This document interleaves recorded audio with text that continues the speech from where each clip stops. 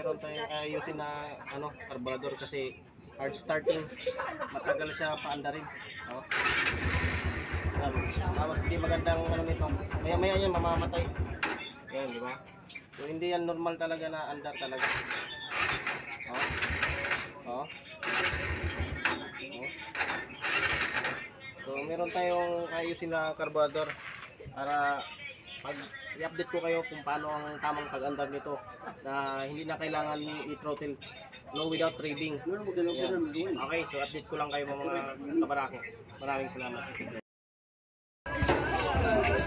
So, yun, magandang hapon mga kabarako. So, yun, tapos na natin linis yung carburetor tsaka dito cleaner. So, pinakabit ko na lang sa anak ko ngayon. Natapos mo na daw? Kabit lahat? Cleaner. So, kaya na kasi hirap yung mandar. Kahit anong push mo yun talaga, andar pero mamamatay. Ngayon, itatry natin mga kabarako. So, yun, dito po sila eh. Dito, tingin mo. Ayan, susunod natin mga kabarako. Ayan. Tapos, susubukan natin ng hindi natin gagasan. So, without revving tayo itong mga kabarako ha. Itatry natin. Yun, success mga kabarako. So, without revving, aandar siya kagad, one click lang sa starter. Okay?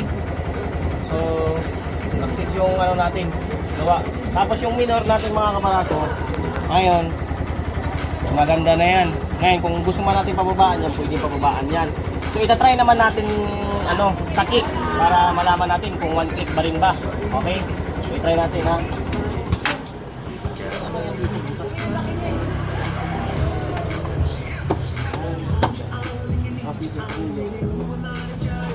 i-try natin sa kick naman kung kaya mang without revving din.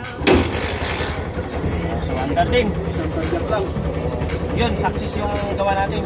So sa mga gusto magpa nito, cleaning or gusto ninyong lumambot yung inyong andar sa inyong barako, so PM nyo lang ako dito sa aking messenger mga kabarako.